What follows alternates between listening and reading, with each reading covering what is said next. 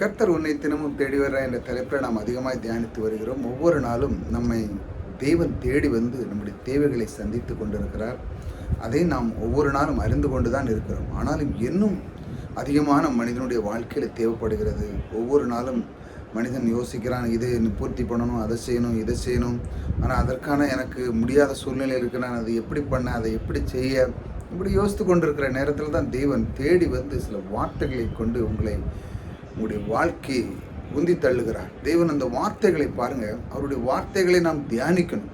அதான் ரொம்ப முக்கியம். அவருடைய தியானித்து அதை நாம் கவனித்து அதற்குள்ளே நாம் போக வேண்டும். அதற்கு கீழ்ப்படிந்து மனம் பொருந்தி நம் அதுக்குள்ளே வாழும் பொழுது நம்முடைய தேவன் அந்த காரியத்தை நிச்சயமாக நமக்கு நடத்தி முடிப்பார். தேவன் பாருங்கள், அவர் நமக்கு எப்பொழுதும் அவருடைய வார்த்தையை கொண்டு வெளிப்படுத்தி கொண்டே இருக்கிறார். பாருங்கள், உங்களுக்குள்ளே ஒருவன் தீர்க்கதரிசியாய் இருந்தால் கர்த்தராகிய நான் தரிசனத்தில் என்னை அவனுக்கு வெளிப்படுத்தி சொப்பனத்தில் அவனோடு பேசுவேன். தீர்க்கதரிசியாக இருந்தான். தீர்க்கதரிசினா எப்படி?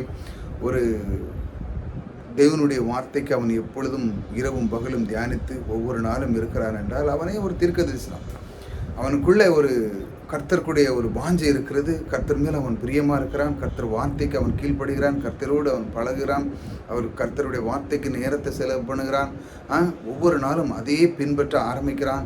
இதே தான் செஞ்சு கொண்டு இருக்கும் பொழுது அவனே ஒரு தீர்க்கதரிசி மாறுதான். ஏனென்றால் வார்த்தைகளை அவன் கையாளும் பொழுது தேவன் அவனுக்குள்ளே வருகிறார். ஆகையால் அவனுக்கு உள்ள ஒரு வாஞ்சை, அதாவது வாழ்க்கையில் இதை சாதிக்கணும், இதை செய்யணும், இதை இதை இதை இதை வச்சு நான் இன்னும் அதிகமான வாழ்க்கையை நான் முன்னேறணும், இப்படி சொல்லி அவன் வாஞ்சியாக இருக்கிறான். வாழ்க்கையை கொஞ்சம் குறித்து குடும்பத்தில் இப்படி இருக்கக்கூடாது, இன்னும் அதிகமான வாழ்க்கை இருக்கணும், இன்னும் நல்ல சந்தோஷமாக இருக்கணும், இந்த உலகத்திலேருந்து எல்லா உலகத்தையும் என் குடும்பத்தை கூட்டிகிட்டு போய் சுற்றி காமிக்க போகணும், தாய் தகப்பனை கனம் பண்ணணும், இப்படி அவன் வாஞ்சியாக இருக்கிறான். பாருங்கள், இதே ஒரு பெரிய தீர்க்க தரிசனம் தான்.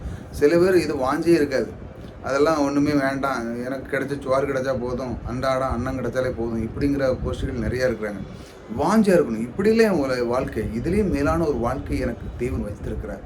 அதற்கு தான் அவர் கல்வாரி சிலுவையிலே மரித்திருக்கிறார். என்னை ஏழையாக்குறதுக்காக மரித்தார். நான் உயர்ந்த ஸ்தானத்தில் இருந்து அவருக்காக நான் சில காரியத்தை செய்து முறை அவருடைய சித்தத்தை நிறைவேற்றவே என்னுடைய இந்த பூலகத்தில் அவர் வைத்திருக்கிறார். அவர் என்னை கொண்டு இந்த உலகத்தில் ஏதாட்டும் ஒரு சித்தத்தை நிறைவேற்றும் என்று சொல்லி அவருக்கு நாம் அர்ப்பணிக்கும் பொழுது இந்த மாதிரி ஒரு தீர்க்க தரிசனமான ஒரு வாஞ்சி நமக்குள்ளே வருது பாருங்கள். அப்போ என்ன சொல்கிறார் தேவன்? நான் அவனுக்கு சொப்பனத்திலே வெளிப்படுத்தி என்ன சொல்கிறாரு? சொப்பனத்தில் அவனோடு நான் பேசுவேன். அல்லேலூயா. தேவன் பாருங்கள், அவனோடு நான் பேசுவேன். எவ்வளோ பெரிய பாக்கியம் பாருங்கள். நமக்கு பாருங்கள், சில நேரத்தில் நம்முடைய உள்ளத்தில் இந்த மாதிரி வாஞ்சியாக இருக்கும்போது நமக்கே தெரியும் எது செய்யக்கூடாது, எது செய்யணும், இந்த மாதிரி இந்த காரியத்தில் நம்ம ஈடுபடக்கூடாது, இப்படி தான் வாழ வேண்டும், குடும்பத்தை நாம் எப்படி கட்டி எழுப்ப வேண்டும், இப்படிப்பட்ட காரியத்துக்குள்ளே நம்முடைய உள்ளம் அது செயல ஆரம்பிக்கும். எப்படி என்றால், நீங்கள் தேவனுக்கு ஒப்பு கொடுத்து விட்டு தேவன் எப்படி அவர் நம்முடைய குடும்பத்தில் தலைவராக இருக்கிறதுனால நம்ம குடும்பத்தை எப்படி கெடுத்து வராரு? கிடையாது. நம்முடைய குடும்பத்துக்குள்ளே அவர் உலாவும் பொழுது நமக்கு எப்பொழுதும் வெற்றி தான், எப்பொழுதும் சந்தோஷத்தான், செல்வத்துக்கு குறைவே இருக்காது. நீங்கள் எப்பொழுதும் கொடுக்கிறவர்களாக தான் இருப்பீங்க. நீ யாரிடத்திலும் வாங்குவராக இருக்கே மாட்டீங்க. ஏனென்றால் அந்த அளவுக்கு செல்வத்தை கொடுக்கிறவர் உங்களுக்குள்ளே இருக்கிறார்.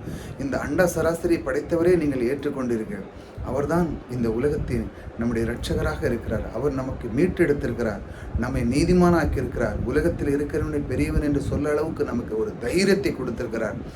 இப்படி அவர் நமக்குள்ளே இருக்கும்போது ஒரு வாஞ்சை நமக்குள்ளே உருவாகிறது. பாருங்கள், நான் அதை பண்ணணும், இதை செய்யணும், இப்படிலாம் வாழணும் அப்படின்னு அவனுடைய உள்ளம் என்ன பண்ணுறதுன்னா அதை கொண்டு அவன் அதை எதிர்நீச்சல் அடிக்கிறான். அப்பொழுது தேவன் கூட இருந்து லைட்டை மெதுவாக புஷ் பண்ணி அவனுக்கு ஒரு துன்பம் இல்லாமல் லகுவாக அவனை உயர்த்துகிறார். அதுதான் தேவனுடைய வார்த்தைக்கு நாம் அதிகமாக இருக்கும். அந்த வாஞ்சை நமக்குள்ளே வரணும் பாருங்கள்.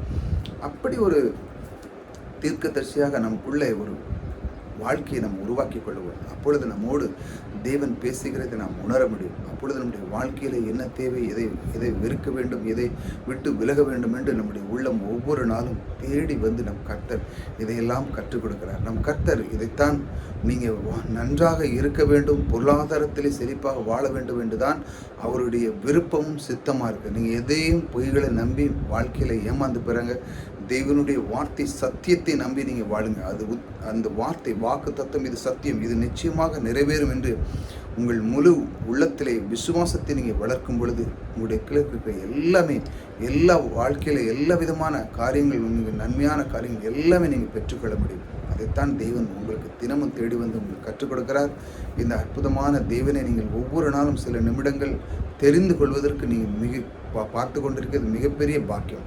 ஆகையால் இந்த தேவனை நீங்கள் ஒரு 2-3 நிமிஷமோடு உங்களால் பார்க்க முடியலையா, பார்க்கறதற்கு இந்த மாதிரி டைமை ஒதுக்குங்க. கொஞ்சம் 2-3 நிமிஷமாட்டு. சிலவங்க மணிக்கணக்கில் பார்க்குறாங்க, சில பேர்கள் இரவும் பகலும் தியானிக்கிறேன். ஆனால் உங்களுக்கு நான் சொல்லுகிறது, ஒரு முதல்ல கொஞ்சம் மெதுவாக லேர்ன் பண்ணுங்கள். அதாவது ஒரு 2 நிமிஷம் 3 நிமிஷம் வீடியோ, 4 நிமிஷம் வீடியோ, இதை பாருங்கள். தேவன் வார்த்தை என்ன சொல்லுகிறது பாருங்கள். இப்படி தான் மனிதனுடைய பழக்கத்தை மெதுவாக செய்யணும். நிறைய பெரிய 2 மணி நேரம் 4 மணி நேரம் பிரசங்கத்தை கேட்டால் உங்களுக்கு ஏறவே ஏறாது. என்னடா நீங்கள் கேட்டுட்டு அடுத்தல வேறு எதுவுமே உங்களுக்குள்ள உள்ளத்தில் அது தங்காது. இப்படி சின்ன சின்ன வீடியோகளை நீங்கள் பார்க்கும் பொழுது அது உங்களுக்கு திரும்பவும் அதை டக்குன்னு ஒரு 3 நிமிஷம் போட்டு திரும்ப அதை கேட்டுக்கலாம். இப்படி நீங்கள் கேட்கும் பொழுது தேவனுடைய வார்த்தை உங்கள் உள்ளத்தில் அப்படியே பதியும். தேவன் உங்களுக்கு ஒவ்வொரு நாளும் தேடி வந்து நன்மைகளை செய்கிறவர் உங்களோடு கூட இருக்கிறார். கர்த்தர் உங்களை ஆசீர்வதிக்கிறார்.